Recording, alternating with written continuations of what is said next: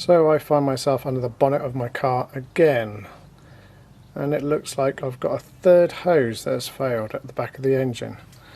So I've lost all the coolant. Rather annoyingly, it's really hot weather and I very nearly cooked the engine doing it.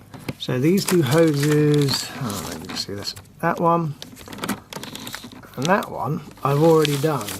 But now there's another one, and it goes onto the back of the EGR valve, which you're really going to struggle to see, I think.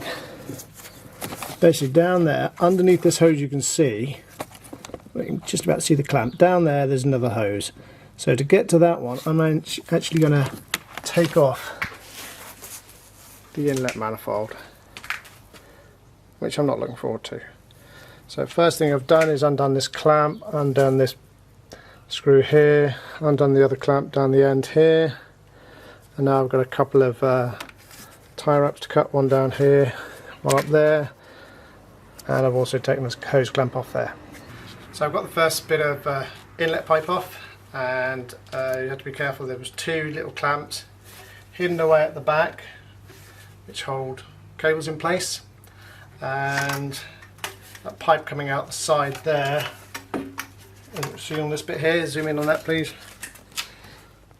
Best way to get these ones off, or as designed, is you push either side and hopefully it lifts these edge bits over the side there. So that's off, and it's actually giving me a lot better look at what I'm trying to replace. But the next thing I'm going to do is just take this out of the way. I'm hopefully going to avoid taking the inlet plenum off. So I'm just going to get this pipe out of the way, and then that will show me the other pipe I need to replace, which is underneath it. Okay, so I've taken that pipe off, and it's now giving me better sight on what I'm trying to do. It's this pipe down here. Can you see my hand, Thomas? Can you see my hand? Mm-hmm. So I can get to the top clamp here. That's the one underneath, because this pipe, it actually provides water cooling to the exhaust gases which go into the EGR. So no, I can't get to that bottom one. So I'm going to take that top one off, and then I'm going to try and twist that hose off and see if I can get it off that way. I don't want to remove this inlet. Okay, so this pipe at the back is held in place with this type of hose clamp. And what I've found is, to take this off, you only really need to put a little screwdriver in there and prise it off. Now if I can do that on the bottom hose, which I can't even see, or bottom clamp I should say, then this job is actually going to be quite easy.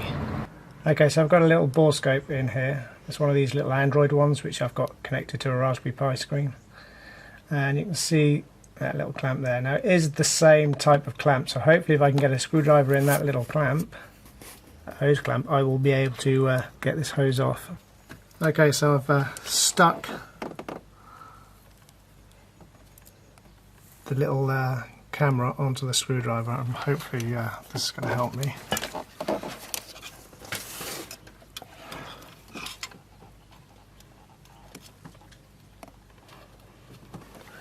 Let's see, I've just realised I can just about see it.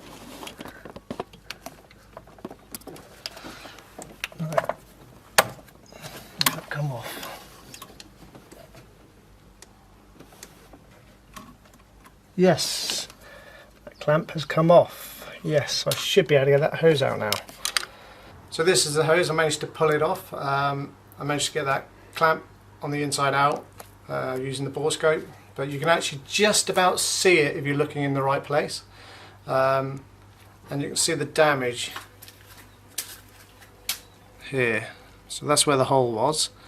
I've obviously made it worse pulling the hose off, but now I've got to wait for a replacement, and then I can rebuild the car. And thankfully I have not had to remove the inlet plenum, just the fresh air pipe. So I'm just going to go in from the side of the engine so you can see where these two pipes are. So the first one is there, and the second one is further down there. Okay, so I've struggled like anything to get this bottom hose clamp on. I tried a different type of hose clamp, more conventional type, like this style, but there really isn't enough room for you to get in there and tighten it up. So what I've decided to try and do is feed it down while I'm holding it with the long nose pliers, and hopefully it'll just be snap in place. But I've already wasted an hour doing this already. So far I have failed to get this damn hose clamp on, so I've now gone up to the next size and I'm going to give that a go. But the problem is there's really not much room where this hose clamp goes, so you have to be very careful where you position it. So I'll give it a go, and if that doesn't work, it looks like I'm taking the exhaust cooler off. So I've failed to get this hose on, so it looks like I've got to get the exhaust cooler off. So the first thing I'm going to do is undo this screw here that allows the exhaust gas into the inlet. Then there are two hoses. One is the one I'm replacing, and the other one loops around the back of the engine. I've had to remove the battery, and you can see I've illuminated it with the torch down there. Can you see that? Yeah. So I've got to take that one off down there. I can't see it, there is it? Down there. So that one also feels a bit soft, so it might be best if I do that at the same time.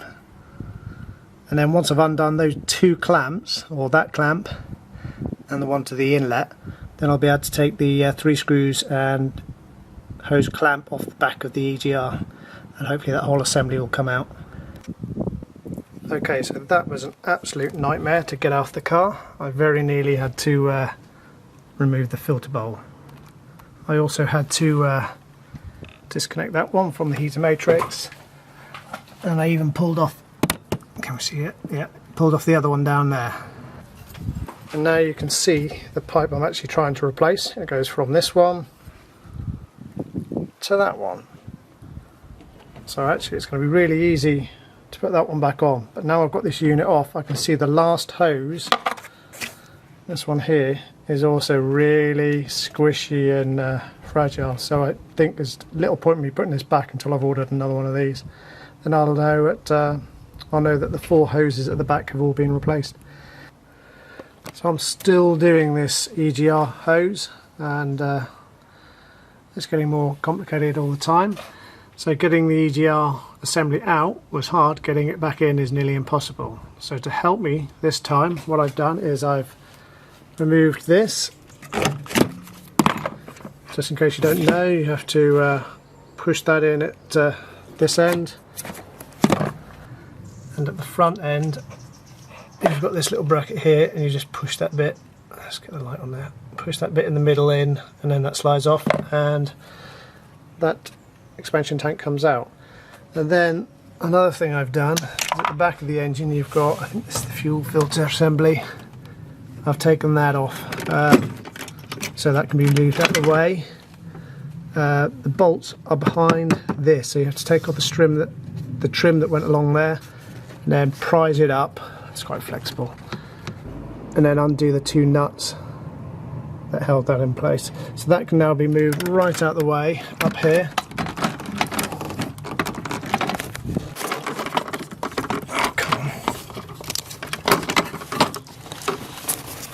So that's now out of the way, as is the expansion tank.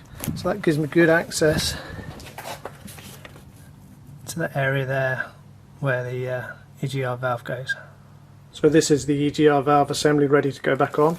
This is the hose that failed, and as you can see I've put this back in with the original clamps. I think if you use other types of hose clamps that are bigger, you might end up finding that the assembly fouls on something, it's so tight behind there.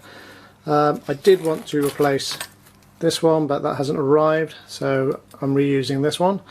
I think if you were going to do this job, I think I'd prepare with these 2 pipes and the 2 that go to the heater matrix, just in case. That way you might get away with only doing this job once as opposed to 3 times like I have.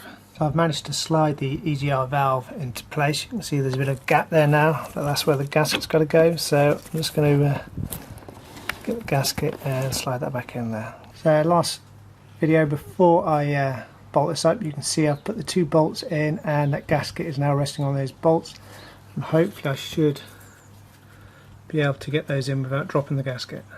So it took me a couple of attempts to get those 2 bolts in, but finally managed it, and they're now tightened up.